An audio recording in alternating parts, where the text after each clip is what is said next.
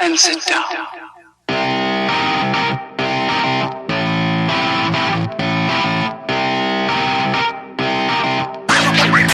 All right. Hello, everyone, and welcome to another episode of More Content Talk. That's the only show that cuts through all the glam, the glitz, and all the bullshit to bring you the truthiest news that we can find. Well, I hate to break it to you folks, but it looks like, once again, I'm the problem. It's amazing every day turning on the news to just hear completely contradictory ideas from both sides of the media. It doesn't matter which one.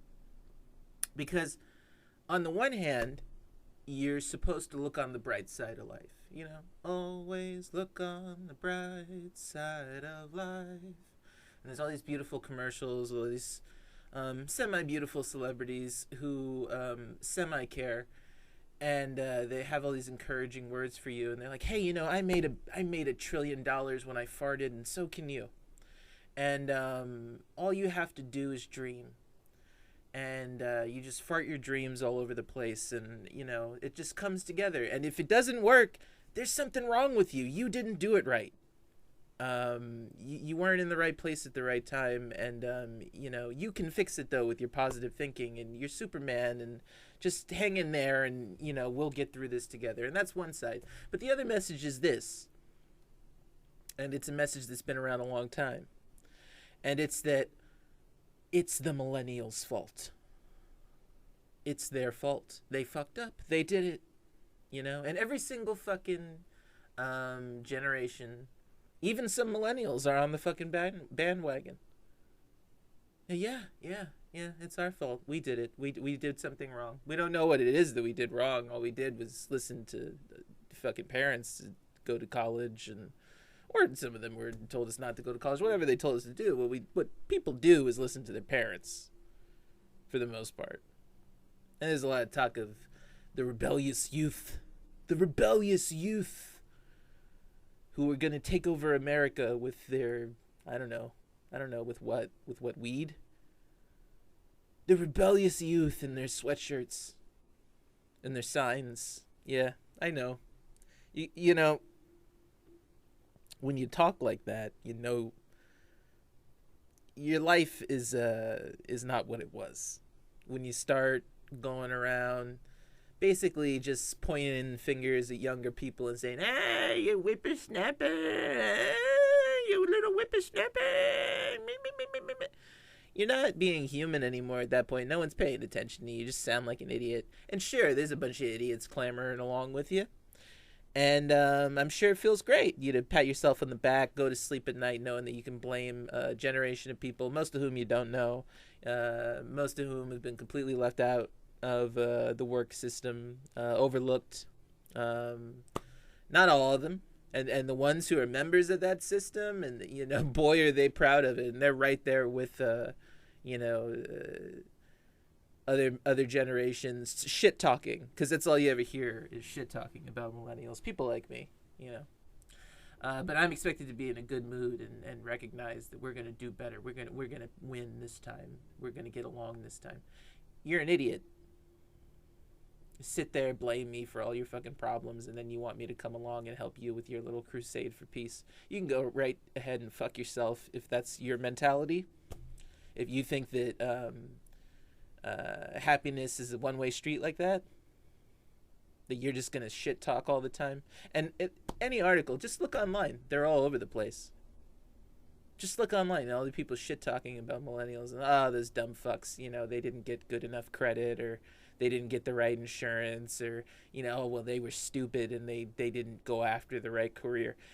It's like I said before. Any moron can sit around and pick apart choices that people made at a particular time in a particular situation and say, well, see, if they had just done that, then that wouldn't have happened. Congratulations, you have a brain. It's much more difficult to do it in the situation, especially if you're ill. But I know a lot of you don't care about that. You think ill people should be exterminated. That's what you're really saying when you shit talking millennials. You know, millennials have some of the worst health problems of any generation in recent history. And all you hear is shit talking all the time about it. You know why? There's a lot of disabled people in the millennial generation. That's what the shit talking is coming from. There's a lot of millennial people. There's a lot of, people of different ethnicities. And so this is the same eugenic shit talking that I go over in every episode. But I wanted to specifically focus on this bullshit I hear from the media all the time.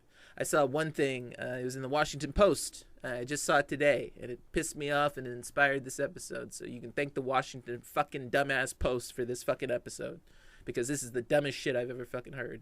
These assholes over at the Washington Post figure they're going to publish an article saying, well, one thing good that came out of the pandemic is that millennials finally learned responsibility. Responsibility? From a bunch of our relatives and our loved ones and the people we care for, our friends, fucking dying, fucking losing their jobs, starving in the street, and you're talking about we're learning responsibility? What the fuck is wrong with you? What the fuck is wrong with you? You have to be stupid to write something like that. You must be stupid. It's not just insensitivity. It's beyond insensitivity. You have to be dumb to say something like that right now. Or ever. What planet does pain and suffering equal responsibility? Unless you're a psychopath.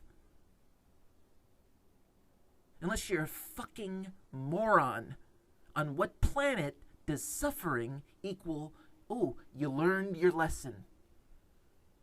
What lesson? There's no lesson to learn. All you learned is that you suffered. For no reason. That's what you learned, you idiot. And you want to explain it away by saying, oh, well, it's because you're lazy. That's why you're suffering. That's why COVID came, because of the millennial laziness. And you want the same goddamn people to get up and be excited about voting for your fucking party. Are you fucking crazy? Stop talking like that. Maybe you'll stop losing so many elections. Morons. It's your fault. It's your fault.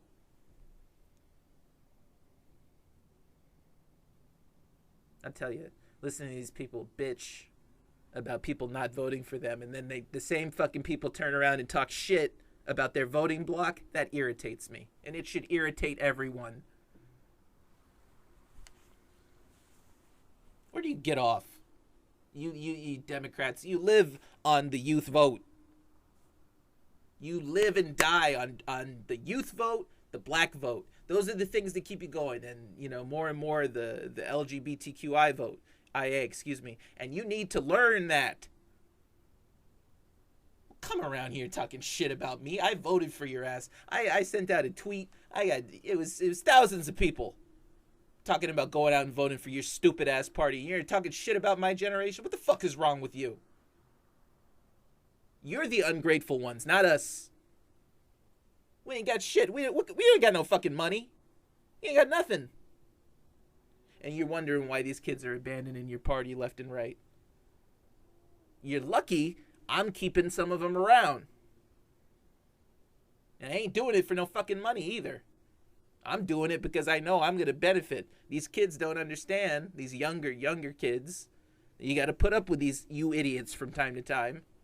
And so, of course, they got tired of you to stop voting for you. And they turn on the TV and they see the Republicans and they say, well, at least these idiots are funny. And so they go and they vote for them just to stick it to you because you're always talking shit, you moron. What kind of a moron does that? You blame an entire generation for a pandemic that people knew about 10 years ago. 10 years ago they knew this shit was coming. 10 years. I was in my 20s. In college. What the fuck could I have done about the fucking pandemic? Nothing. And you know it. And yeah, I told you. You know it. Because I get these idiots that, yo, don't tell me what I know. I'm telling you what you know. Someone needs to tell you something because you're on some other fucking planet. Blaming me. Me! Sitting here in my house, not bothering anyone. For a problem that most likely you had something to do with. You, older people. You have to take responsibility too. Remember when you wanted to cut Social Security and all these fucking social programs left and right?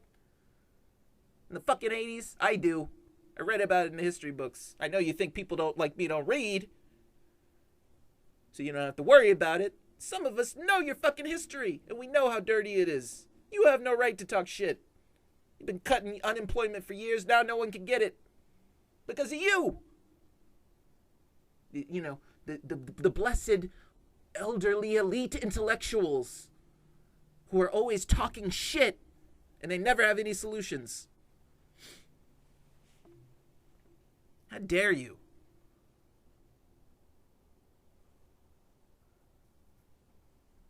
When does it end? When do these people realize that we're the ones who decide if they win or not? Show some respect. What, you think you're hot shit because you can afford an Armani suit? Is that what it is? You look like a jackass in your Armani suit. Do you know that? You look like a penguin walking around. Big shiny penguin walking around.